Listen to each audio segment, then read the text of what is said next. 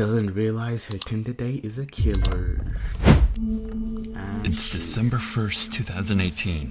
CCTV records 22-year-old Grace and her Tinder date, Jesse, getting ready to leave a bar. They had just met a few hours ago, but already they're about to head back to his place. From the outside, everything seemed to be going perfectly well. So well, in fact, that soon after they could be seen heading to a nearby hotel and up to Jesse's hotel room shortly after. Nobody could have expected that this was the last time Grace would ever be seen alive. No way. The next day happened to be her birthday, and nobody was able to reach her all day, and the same was true even days after. What? Her next day was her birthday? It was like she disappeared off the face of the earth. Well. Her friends and family quickly reported her missing, but to no avail. Meanwhile, Jesse was recorded on CCTV out and about, going up and down the elevator, carrying cleaning supplies, and what appeared to be a suitcase. A suitcase with contents that would shock every... This why I don't get killers. Why kill the nigga and then be worried that you have to clean, do this? It's like, you're a dumbass for killing him. Why would you do that in the first place? Everyone to the core. And what's even worse, the killer had another date lined up. And if the cops don't intervene and arrest him quickly, this girl, as well as countless others, could fall victim to this very same man. Yeah, these niggas are insane. Tell me what happened last Saturday. From the beginning? Yeah. Yeah, he definitely killed her. You can tell from the deep breaths. Like, I've been watching these videos hella times. I feel like an FBI investigator. Yeah. At 5:37 p.m. on December 1st, 2018, Grace, who just finished a backpacking journey from England to New Zealand, leaves her hostel to meet Jesse. Meanwhile, Jesse is having pre-date drinks at a local bar, downing several beers before the date begins. In fact, as he leaves the bar, you can still see at least 4 empty bottles sitting on the table. They meet in a popular spot where there's plenty of people, making Grace feel safe while she meets her date for the first time. But this will be a false sense of security, as Jesse has no plans to try anything untoward in public. He's going to wait until they're alone.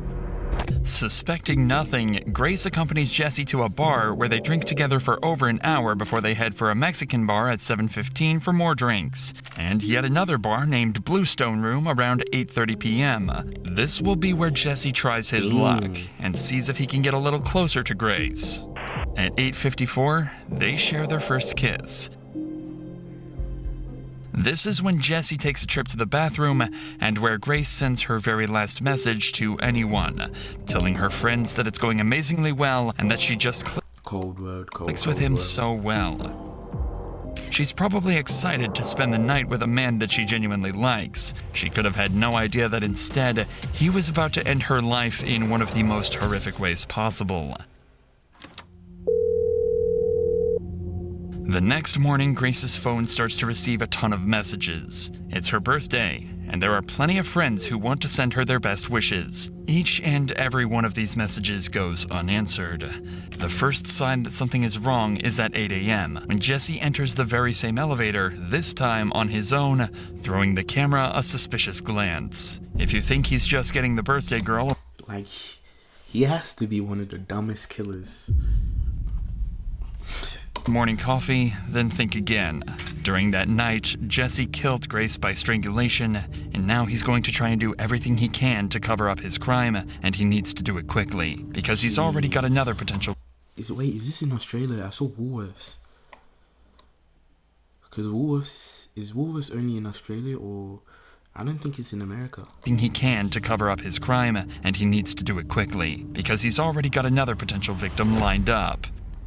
By 8:07 a.m., Jesse is in town and about to start the most eerie shopping trip possible. He starts at the warehouse on Elliott Street, where he buys a suitcase that he plans to hide Grace's body in. He checks out the width and depth of the suitcase to make sure it'll fit her, so he can dispose of her body before anyone can catch him. Then 25 minutes later, he makes his way to another store where he buys a number of cleaning products that will be used to clean up the murder scene. Then he returns to his apartment for a number of hours, reappearing at 10:42 a.m. before he jumps in a taxi and Apex Car Rental where he rents a car. But it's what he does next that's truly shocking and puts pressure on the cops to discover and solve his murder as quickly as possible. As Grace's body lies in the apartment, Jesse goes on a date with another girl he'd met on Tinder. Given that he has all the equipment ready to hide one body, it's speculated that he planned this to be his second victim of the day. As he arrives at the bar, Jesse is wearing exactly the same clothing that he wore the night before, possibly the same clothes that he wore when he killed Grace. We are not sure whether Kempson was as pushy in his initial messages to this girl, but what we do know is that the conversation he struck up with her during the date not only brought up some major red flags, it downright terrified her. Allegedly, he wanted to talk to her about where to hide a dead body from the police. Right away, the date is over, and this girl's instincts may have just saved her life. It's hard to imagine the horror that she would have felt when she learned the truth about the man she just walked away from, certain that he likely had the same fate lined up for her as he did with Grace.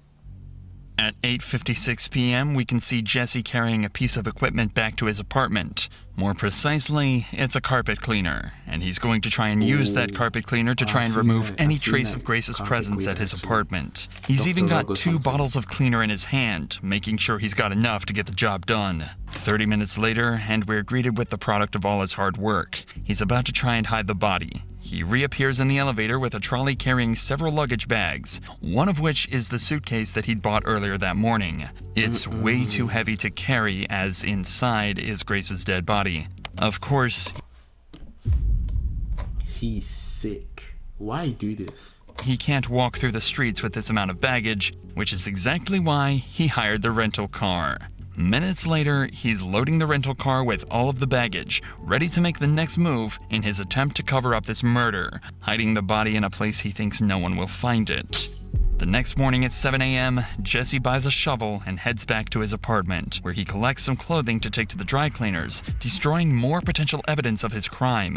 But he's not done there, as he stops off at a random trash can, tossing a large trash bag inside. Then Jesse takes his rental car for a deep clean, paying particular attention to the rear of the vehicle, where he had stashed the suitcase containing Grace's body. And with that, his work was done. For the next 2 days, Grace's family and friends go through turmoil. Nobody has heard from her, she hasn't posted on any social media, and she isn't answering either of her 2 phones. Her family report her missing to Auckland police on December 5th. Grace's father, David, even flies to Auckland and makes a heartfelt appeal for his daughter's safe return. Grace has been missing for several days, and as a family, we've been extremely concerned for her welfare. To anybody who has seen, spoken to, or come into contact with Grace, come forward and contact the investigation team. Why would you do With this so to much someone? media coverage at the time, Honestly, I Jesse knew it was likely someone saw her Australia father's or New appeal, Zealand. and yet the family's pleas went unanswered. But Auckland police are about to use various methods to track Grace's last movements and find their main suspect in her disappearance. They're able to find out she was on a date with a mystery man, and after poring over hours of surveillance footage, they find the last person she was with, and track him back to his apartment. At How do 3 you think he p.m. was on gonna December get away? 5th, the cops turn up at the City Life Hotel, but they almost miss their man, as he eyes them in the lobby when he approaches the front door. Jesse thinks if he casually strolls away, he won't be noticed, but these eagle-eyed cops don't miss a trick and quickly apprehend him before he can make an escape. At this point, the smartest thing for Jesse to do is to own up to his crime, maybe try to play it off as an accident, and face the consequences. But he's not going to do any such thing. In the interrogation room, he plans to lie his way out of this, but he's completely unaware that the cops have already seen every move from the night of the murder and have about as much evidence as they could possibly ask for. Yeah, At the he's a start of the dumbass. interview, he has no reason to lie, as he's just recalling the events before the murder. Tell us about Grace. So I was talking to Grace on Tinder. Yeah. We'd matched on Friday. I saw that we'd matched the next day on Saturday. And then we met at Sky City. And then we decided that we were going up to Andy's Burger Bar. which is on the first floor. Too. Not long into this interview, Jesse becomes entangled in his first lie, as he claims Grace was the one pushing for a date, when we already know he was the one trying hard to meet Grace in their initial messages. Whose idea was it to go to that particular burger place? Me, because I didn't initially know that she was real. I'm a Cancer. I can tell when people are lying. He just started. What do you mean? Well, there's a lot of... So have you heard of catfish? No. So catfishing is where someone uses your profile or uses your photos and pretends to be you and then meets and you're a completely different person. Right. And it's on Tinder, it's all about Why the way does this you guy look. look like the police officer? And so if they use the more police endearing officer. photos, He's you're the more likely to investigator. swipe He's for the them. police officer. Okay. Yeah. And he's the. How does meeting in a He's the public suspect, place he's the sort of investigator. protect you from meeting someone who's not as good looking as... Or there's security there. Reverse. So if she wasn't who she said she was, Yeah. at least in my mind, I'd feel safe. When Jesse is confronted with evidence from surveillance cameras, he continues to lie, digging a hole for himself that he's going to struggle to escape from. No. Sheesh. I go down Victoria Street, straight down to the bottom, and then hang a left, and I head towards the viaduct. You go to the viaduct a bit? Yeah. Yeah. Yep. You've kind of walked in a bit of a funny direction if you were planning to go to the viaduct. Well, it's the direction I normally go. Yeah. It's I'm just sort of saying, like, if you were planning to go to the viaduct. I normally go down Queen Street and then cross at the bottom of Queen Street, go through the containers, Yeah. and then walk along the wharf. Yeah. Is there a particular reason you would kind of do that? I feel safer down that way. The cop obviously suspects something strange here. Jesse's behavior and responses don't seem to line up or make sense at all, and if Jesse is lying, it'll only take a good few questions to throw him off completely. So the cop starts to apply the pressure, sending Jesse into panic. Actually don't know if she's been murdered or not yet. She may be alive and well. Okay. But she might also be dead. Okay? And it could be that you've done it.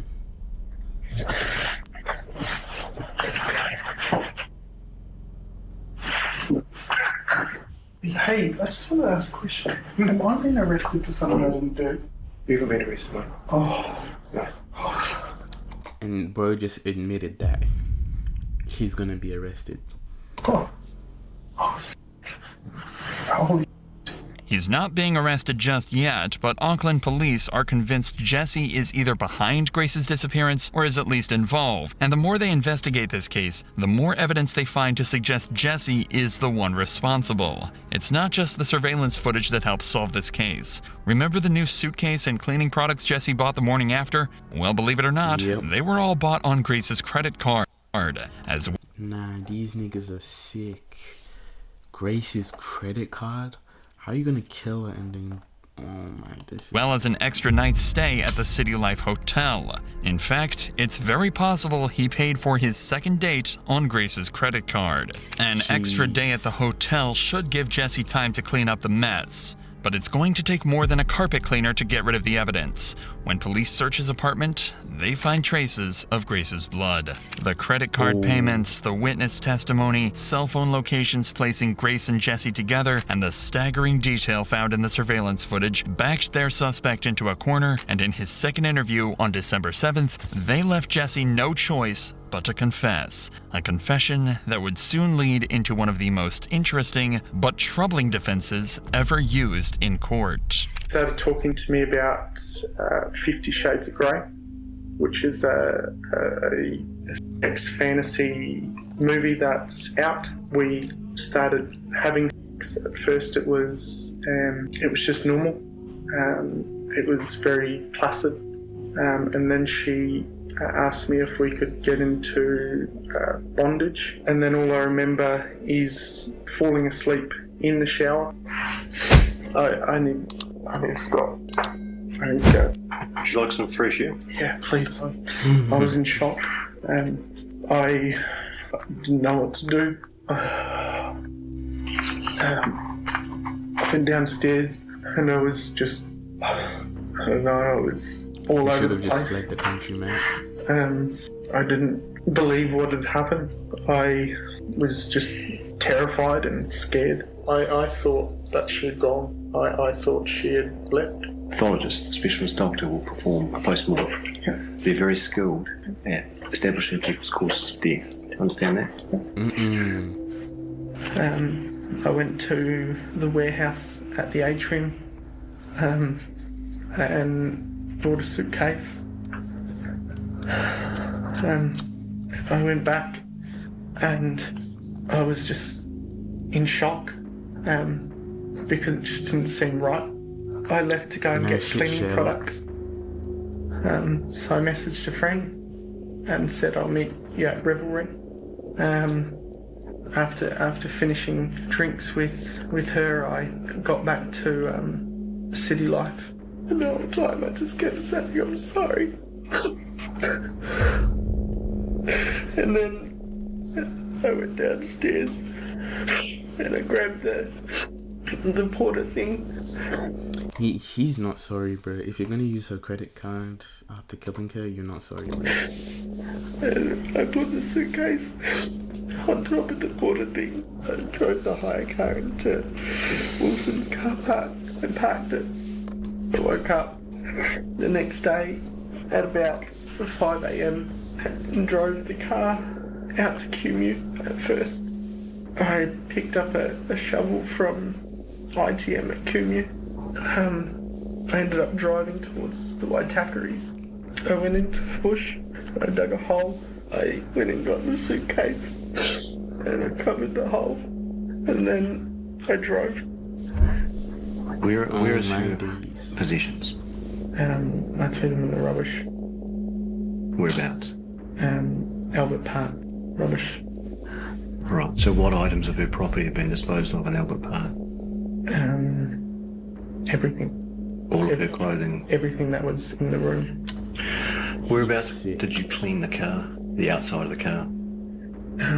I think it was in Henderson. I don't know West very well. Okay. And what did you use to clean the car? A water blaster thing from a car cleaning place. Did she have any injuries? Not that I can remember. I was just panicking. Did you inflict any injuries on her that caused her to die? No.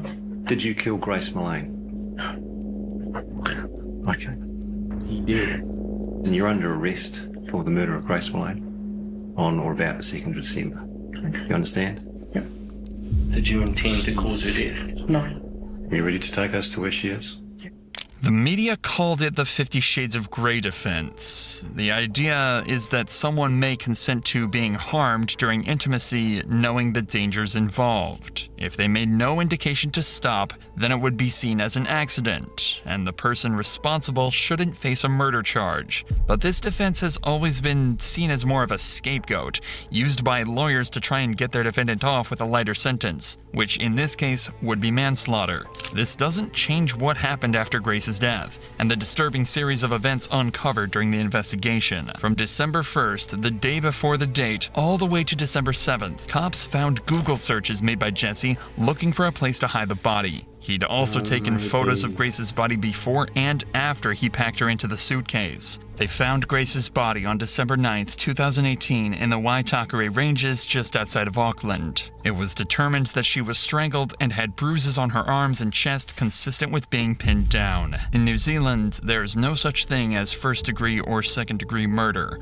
All charges are treated the same, carrying a life sentence. That meant there was no investigation into the premeditation. All that mattered was if Jesse killed her or not. It was that simple. Jesse maintained his innocence, but was eventually found guilty, and on February 21st, 2020, he was sentenced to life in prison with a minimum non-parole period of 17 years. After his trial, 2 more women came forward and claimed Jesse had sexually assaulted them after they met him on Tinder. He was found guilty on those charges as well, adding another 11 years to life added to his sentence. He's sick.